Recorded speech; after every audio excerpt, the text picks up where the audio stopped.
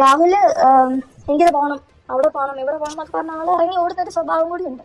അപ്പൊ നിങ്ങളെ ചാറ്റ് വായിച്ചാൽ നിങ്ങൾക്ക് മനസ്സിലാവും ഇറങ്ങി ഓടാൻ പറ്റില്ല, എനിക്ക് ഇത്ര സമയം വേണമെന്ന് ഞാൻ പറയുന്നുണ്ട്, എനിക്ക് സേഫ് ആയിട്ടൊരു സ്ഥലം വേണമെന്ന് പറയുന്നുണ്ട്. പിന്നെ രാഹുലിനെ കാണാൻ വരും എന്ന് പറയുമ്പോൾ ഞാൻ രാഹുലിൻ്റെ അടുത്ത് പറയുന്നുണ്ട്, ഞാൻ എൻ്റെ സൈഡിൽ നിന്ന് ഞാൻ ആരെങ്കിലും കൊണ്ടുവരും. രാഹുലിൻ്റെ സൈഡിൽ നിന്ന് രാഹുലിൻ്റെ അമ്മയോ ചേച്ചിയോ കുറച്ച് ഫ്രണ്ട്സിൻ്റെ പേരുണ്ട്, അത്രയും ഫ്രണ്ട്സോ അല്ലെങ്കിൽ ഫെനി എങ്കിൽ ഫെനി ആരെങ്കിലും കൊണ്ടുപോകും. ഫെനിയാണെങ്കിൽ ഞാൻ അത്രയും കംഫർട്ടബിൾ ആണ്, എനിക്ക് നിന്നെ തീരെ വിശ്വാസമില്ല എന്ന് ഞാൻ രാഹുലിൻ്റെ അടുത്ത് പറയുന്നുണ്ട്. ഇതേ കാര്യം ഞാൻ ഫെനിയുടെ അടുത്ത് പറയുന്നുണ്ട്. ഫെനി ഞാൻ ഒറ്റയ്ക്കല്ല വരുന്നത്, ഞാൻ വരുമ്പോൾ എൻ്റെ ഒരു ക്ലോസ് ഫ്രണ്ട് എൻ്റെ കൂടെ കാണും, അപ്പോൾ രാഹുലിൻ്റെ കൂടെ നീ വരണം, നീ വരുന്നതാണ് എനിക്ക് കംഫർട്ടബിൾ ആയിട്ടുള്ളത്. പിന്നെ നമ്മൾ കണ്ടിട്ടില്ലല്ലോ, എനിക്ക് നിന്നെ കാണുകയും കൂടി ചെയ്യാലോ എന്ന് ഞാൻ ഫെനിയുടെ അടുത്ത് പറയുന്നുണ്ട്. പിന്നീട് ഞാൻ ഈ സേഫ് പ്ലേസ് വേണമെന്ന് പറയുന്നുണ്ട് ഇവരായിട്ട്. അതൊക്കെയാണ് നിങ്ങൾ കണ്ടുകൊണ്ടിരിക്കുന്നത്. ഈ തലയും വാലും ഇല്ലാത്ത കുറച്ച് ചാറ്റുകൾ മാത്രം പുറത്ത് വിട്ട് എന്നെ പീഡിപ്പിച്ച ഒരാളെ വീണ്ടും എനിക്ക് 3-4 മണിക്കൂർ കാണണമെന്ന് പറയുമ്പം എന്നെ സുരക്ഷയും ചെയ്യണം എന്നൊരു ഉദ്ദേശത്തോടുകൂടി മാത്രമാണ് അത് പുറത്തു വിട്ടെന്നാണ് എനിക്ക് മനസ്സിലായത്. 3-4 മണിക്കൂർ കാണുമെന്ന് പറഞ്ഞതിൻ്റെ ഉദ്ദേശം എനിക്ക് എല്ലാ കാര്യങ്ങളും ഒന്ന് സമാധാനത്തോടെ ഇന്ന് സംസാരിച്ച് ഐ നീഡ് ക്ലോഷർ, അത് ഞാൻ കൃത്യമായിട്ട് പറഞ്ഞിട്ടുള്ളൊരു കാര്യമുണ്ട്. സേഫ് ആയിട്ടുള്ള സ്ഥലം വേണമെന്നാണ് ഞാൻ പറയുന്നത്. അത് ഓഫീസ് പറ്റത്തില്ല എന്ന് പറഞ്ഞ് കൃത്യമായിട്ട് ഞാൻ കാരണം പറയുന്നുണ്ട്, ഇന്ന കാരണം കൊണ്ടാണ് ഓഫീസ് പറ്റത്തില്ല എന്ന് പറയുന്നത്. മറ്റെവിടെയായാലും എനിക്ക് കുഴപ്പമില്ല, രാത്രി ആയാലും പകലായാലും കുഴപ്പമില്ല, ബിക്കോസ് ഞാൻ ഒറ്റയ്ക്കല്ല പോകുന്നത്, എൻ്റെ കൂടെ ആൾക്കാരുണ്ട്, അവിടുന്ന് ആൾക്കാരെ പറഞ്ഞ് ഞാൻ പറഞ്ഞിട്ടുണ്ട്. അല്ലാതെ നിങ്ങൾ വിചാരിക്കുന്നത് പോലെ ഈ 3-4 മണിക്കൂറിൽ എനിക്ക് വീണ്ടും രാഹുലിനോട് ഫിസിക്കൽ കോണ്ടാക്ട് ഉണ്ടാക്കാൻ വേണ്ടിയിട്ടല്ല ഞാൻ പോകുന്നത് പോലും. പിന്നീട് ഇവരിതിങ്ങനെ ഒഴിഞ്ഞു മാറി എനിക്ക് മനസ്സിലായി ഇവരിത് ഒഴിവാക്കുവാണ്.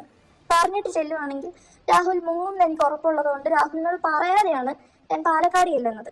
അപ്പോൾ പാലക്കാട് ചെന്നപ്പോൾ രാഹുൽ ചെയ്തത് ആള് എന്നെ കോൾ എടുക്കാതെ രാഹുലിൻ്റെ സ്റ്റാഫിനെ കൊണ്ട്, ഫസലുണ്ട്, ആലിവിനുണ്ട്, അവരെ കൊണ്ട് ഇങ്ങനെ മാറി സംസാരിപ്പിച്ച്, ചേച്ചി ഇവിടുത്തെ സാഹചര്യം ഇങ്ങനെയാണ്, രാഹുലിൻ്റെ അടുത്ത് സംസാരിക്കാൻ പറ്റുന്നില്ല, ഞങ്ങൾ കർണാടകയിലാണ്, മാത്തൂരാണ്, ഞങ്ങളുടെ ഹൗസ് ചേച്ചിയുടെ അവസ്ഥ ഞങ്ങൾക്ക് മനസ്സിലായി, ഞങ്ങളുടെ അവസ്ഥ ഞങ്ങൾ ചേച്ചി ഒന്ന് മനസ്സിലാക്കണം എന്ന് പറഞ്ഞ് രാവിലെ തൊട്ട് രാത്രി വരെ എന്നെ പാലക്കാട് തന്നെ ഇട്ട് ഞാൻ കറങ്ങുമായിരുന്നു. ഇവർ പറയുന്നതനുസരിച്ച് ചേച്ചി ഞങ്ങളിപ്പോൾ ടൗണിൽ വരും, ഞങ്ങൾ അവിടെ വരും, ഞങ്ങൾ എവിടെ വരും എന്ന് പറയുമ്പോൾ ഞങ്ങൾ ആ ലൊക്കേഷനിലോട്ട് പോകും.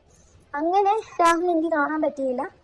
നെക്സ്റ്റ് ഡേ രാഹുൽ എനിക്ക് മനസ്സിലായി, രാഹുൽ എനിക്ക് ക്ലാരിറ്റി തരാൻ രാഹുലിന് ഉദ്ദേശമില്ല, ക്ലോഷർ തരാനും ഉദ്ദേശമില്ല, എന്നെ വീണ്ടും ഇങ്ങനെ വട്ടം കറക്കിക്കൊണ്ടിരിക്കുകയാണ്, ഇതാണ് ഇയാളുടെ ഉദ്ദേശം എന്ന് എനിക്ക് മനസ്സിലായത്. ഞാൻ രാഹുലിനോട് പറഞ്ഞു, രാഹുലെ എനിക്ക് കൃത്യം ക്ലാരിറ്റി കിട്ടില്ല, ഞാൻ പറഞ്ഞിട്ടുണ്ടെന്നാലും പിന്നെ പറഞ്ഞു, ഞാൻ റെസ്പോണ്ട് ചെയ്യും, ഞാൻ അറിഞ്ഞ കാര്യങ്ങളെല്ലാം ഞാൻ തുറന്നു പറയുന്നത് ഞാൻ പറഞ്ഞിട്ടുണ്ടായിരുന്നു. അങ്ങനെയാണ് രാഹുൽ എന്നെ വീണ്ടും, രാഹുൽ ഭീഷണി രാഹുലിൻ്റെ സ്ഥിരം പരിപാടിയാണ്. രാഹുൽ നിങ്ങൾക്ക് എല്ലാവർക്കും ഒരു സംശയം ഉണ്ടാവും, വീണ്ടും എങ്ങനെയാണ് ഇത്രയും ട്രോമ തരുന്ന ഒരാളുടെ അടുത്തോട്ട് നമ്മൾ വീണ്ടും എത്തുന്നതിന്. നിങ്ങൾ എല്ലാവരും അറിഞ്ഞിരിക്കുന്ന ഒരു കാര്യമാണ്, നിങ്ങൾ ട്രോമ ബോണ്ട് എന്താണെന്നറിയണം, ഒരു നാർസിസിസ്റ്റ് എന്താണെന്നറിയണം. നമ്മൾ ഒരു മനുഷ്യനുണ്ടാകുന്ന ഒരു ട്രോമ കഴിയുമ്പോൾ ഒരു മനുഷ്യന് ഉണ്ടാകുന്ന ഒരു ഇമോഷണൽ പ്രശ്നങ്ങളും മെൻ്റൽ ഹെൽത്ത് ഇഷ്യൂസും ഒക്കെ എല്ലാവരും മനസ്സിലാക്കണം. അതിൻ്റെ കൂടെ ഒരു ഭീഷണി കൂടെ ആയി കഴിയുമ്പോൾ നമുക്കത് ഭീഷണിയാണോ സ്നേഹമാണോ എന്ന് പോലും മനസ്സിലാകാതെയാണ് നമ്മൾ ഇമോഷണലി മാനിപ്പുലേറ്റ് ചെയ്തുകൊണ്ടിരിക്കുന്നത് നമ്മളെ ഈ രാഹുൽ. അപ്പോൾ ഇത്രയും കാര്യങ്ങളുണ്ട് ഇതിന് പുറകിൽ.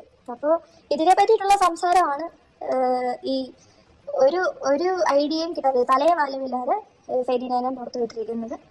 അപ്പോൾ ഞാൻ ഒത്തിരി ആലോചിച്ച് ഇതിൽ ഞാനിങ്ങനെ ഒരു കാര്യമായിട്ട് മുന്നോട്ട് വരുമ്പം എന്നെ ഇത്ര വ്യക്തി ചെയ്യപ്പെടും, സംശയം ഉണ്ടാകും, മാരീഡ് ആയിട്ടുള്ള ഒരു സ്ത്രീ ആയതുകൊണ്ട് ഇതെല്ലാം ഇതിനപ്പുറം കേൾക്കും എന്നറിഞ്ഞുകൊണ്ട് തന്നെയാണ് ഞാൻ മുന്നോട്ട് വന്നത്. ഞാൻ വിചാരിച്ചിട്ടുണ്ട് ഞാൻ നേരത്തെ റെസ്പോണ്ട് ചെയ്യുമായിരുന്നെങ്കിൽ എനിക്ക് മുന്നേ വന്ന 2 കുട്ടികൾക്കും ഈ അവസ്ഥ ഉണ്ടാകത്തില്ല എന്ന്. ഞാൻ ഇതൊന്നും കണ്ട് പേടിക്കില്ല എന്ന് ഞാൻ ഫെനിയെ ഞാൻ ഒത്തിരി സ്നേഹത്തോടെ അറിയിക്കുകയാണ്. ഇന്നലെയായിരുന്നു രാഹുൽ മാങ്കൂട്ടത്തിൽ MLAയുടെ സന്തത സഹചാരിയും ഏറ്റവും അടുത്ത സുഹൃത്തുമായ ഫെനി നൈനാൻ ഈ അതിജീവിതയുമായി ബന്ധപ്പെട്ട ചില ചാറ്റുകളുടെ സ്ക്രീൻഷോട്ടുകൾ പുറത്തുവിട്ടത്. അതുമായി ബന്ധപ്പെട്ട ഫെനി നൈനാനെതിരെ ഇന്നലെ കേസെടുക്കുകയും ചെയ്തിരുന്നു. അതിന് പിന്നാലെയാണിപ്പോൾ ഈ അതിജീവിതയുടെ ഏറെ നിർണായകമായ ശബ്ദ സന്ദേശം ന്യൂസ് 18 പുറത്തുവിടുന്നത്. അതിൽ വളരെ കൃത്യമായി ആ അതിജീവിത പറയുന്നു, ഫെനിയോട് സ്നേഹത്തോടെ പറയുന്നു, ഞാൻ ഇതൊന്നും കണ്ട് പേടിക്കില്ല എന്ന്. അതിൻ്റെ അർത്ഥം അത് വളരെ വ്യക്തമായി പറയുന്നുണ്ട്, അതിജീവിത സധൈര്യം മുന്നോട്ടെന്ന്. അങ്ങനെ തന്നെയല്ലേ ഡാൻ?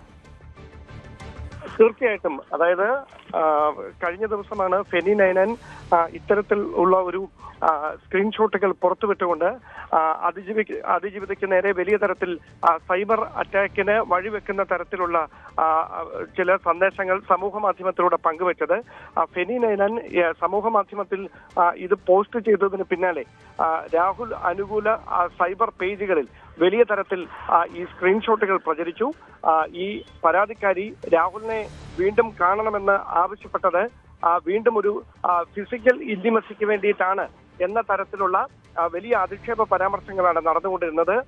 ഒരിക്കൽ പീഡനത്തിന് ഇരയായ വ്യക്തി പിന്നെ എന്തിനാണ് വീണ്ടും 3-4 മണിക്കൂർ രാഹുലിനെ കാണണമെന്ന് ആവശ്യപ്പെടുന്നത് എന്ന തരത്തിലുള്ള അധിക്ഷേപ പരാമർശങ്ങളായിരുന്നു സൈബർ ഇടങ്ങളിൽ നിറഞ്ഞത്. പക്ഷേ അവിടെ കൃത്യമായി വ്യക്തത വരുത്തിക്കൊണ്ടാണ് ഇപ്പോൾ ഈ പരാതിക്കാരി രംഗത്തെത്തിയിരിക്കുന്നത്. അതായത് കഴിഞ്ഞ നവംബർ അവസാനം വരെ ഫെനി നൈനാനുമായി വളരെ അടുത്ത സൗഹൃദം താൻ കാത്തു സൂക്ഷിച്ചിരുന്നു. കഴിഞ്ഞ ഓഗസ്റ്റ് മാസത്തിലാണ് രാഹുലുമായി ബന്ധപ്പെട്ട ഈ വിവാദങ്ങൾ തുടങ്ങുന്നത്. അപ്പോൾ അതിൽ വ്യക്തത തേടിയാണ് രാഹുലിനെ താൻ പലതവണ ഫോണിൽ ബന്ധപ്പെട്ടത്. അപ്പോൾ തനിക്കെതിരെ രാഷ്ട്രീയ ഗൂഢാലോചന നടക്കുകയാണ് എന്ന് വ്യക്തമാക്കിയിരുന്നു. അതിന്റെ തെളിവുകൾ തന്റെ കൈവശമുണ്ട് എന്ന് രാഹുൽ പറഞ്ഞു. അങ്ങനെയാണ് നാട്ടിൽ വന്നാൽ താൻ അത് കാണിച്ചു തരാമെന്ന് പറയുന്നത്. ഈ കാര്യങ്ങളെക്കുറിച്ചൊക്കെ യുവതി അന്വേഷണ സംഘത്തിന് ഇമെയിലായി അയച്ച പരാതിയിൽ വളരെ കൃത്യമായി തന്നെ പറയുന്നുണ്ടായിരുന്നു. അതിനുശേഷം തന്റെ അമ്മയോടൊപ്പം രാഹുലിനെ നേരിട്ട് കാണാം എന്ന താല്പര്യമാണ് ഫെനി നൈനാനെ അറിയിച്ചതെന്നും ഈ യുവതി പറഞ്ഞു വെക്കുന്നുണ്ട്. അങ്ങനെയാണ് കഴിഞ്ഞ നവംബർ മാസത്തിൽ രാഹുൽ മാങ്കൂട്ടത്തിനെ നേരിൽ കാണാൻ യുവതി നാട്ടിലേക്ക് എത്തുന്നത്. പക്ഷേ രാഹുലിനെ അവർക്ക് നേരിൽ കാണാൻ കഴിയാത്തൊരു സാഹചര്യം ഉണ്ടാകുന്നു. പലതവണ ഫോണിൽ ബന്ധപ്പെട്ടു, സഹായികളെ ബന്ധപ്പെട്ടു, ഫെനി നൈനാനെ ബന്ധപ്പെട്ടു. പക്ഷേ രാഹുലിലേക്ക് എത്താൻ കഴിയാത്ത ഒരു സാഹചര്യം. അക്ഷരാർത്ഥത്തിൽ അപ്പോഴാണ് താൻ ഇങ്ങനെ ഒരു ചതിക്കപ്പെട്ട നിലയിലേക്ക് എത്തിയത് എന്ന കാര്യം പരാതിയിൽ തന്നെ യുവതി കൃത്യമായി പങ്കുവെക്കുന്നുണ്ടായിരുന്നു.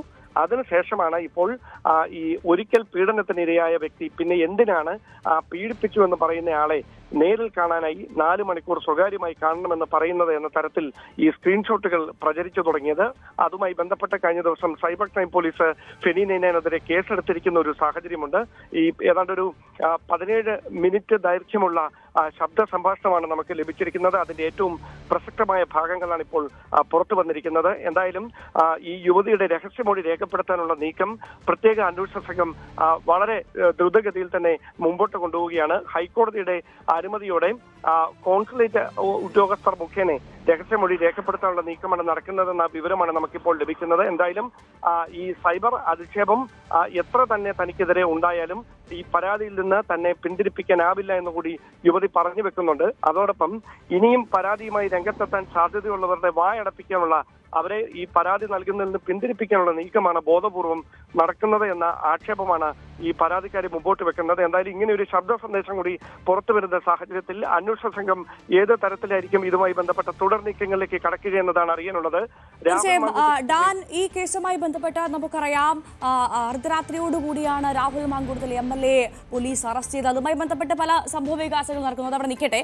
ഇതിൽ പ്രധാനമായും ഇപ്പോൾ മനസ്സിലാക്കേണ്ടത്, പ്രത്യേകിച്ചും ഇപ്പോൾ ഈ അതിജീവിതയുടെ ശബ്ദ സന്ദേശം ഡാൻ അടക്കം നമ്മൾ ന്യൂസ് 18 പുറത്തുവിടുന്ന ഈ സാഹചര്യത്തിൽ വളരെ വ്യക്തമായി മനസ്സിലാക്കേണ്ടത്, ഈ കേസുമായി ബന്ധപ്പെട്ട കൃത്യമായ ക്രെഡിബിലിറ്റി മനസ്സിലായതിനു ശേഷമാണ് അന്വേഷണ സംഘം രാഹുൽ മാങ്കൂട്ടത്തിലിനെ അറസ്റ്റ് ചെയ്തത് എന്ന് തന്നെയല്ലേ? അതായത് അതിജീവിത കൃത്യമായ തെളിവുകൾ അന്വേഷണ സംഘത്തിന് ഇതിനകം കൈമാറി എന്ന് മനസ്സിലാക്കാം അല്ലേ?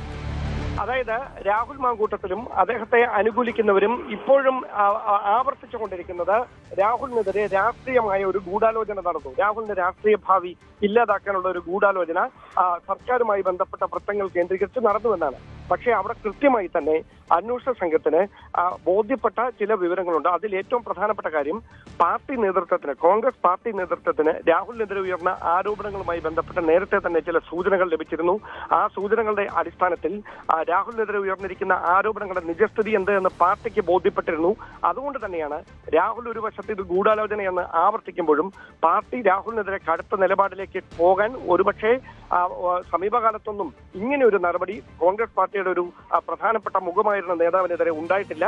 കാരണം ഈ പരാതികളുടെ, ഈ ആക്ഷേപങ്ങളുടെ ഗൗരവം എത്ര കണ്ട് ആണ് എന്ന ബോധ്യം കോൺഗ്രസ് നേതൃത്വത്തിനുണ്ടായിരുന്നു.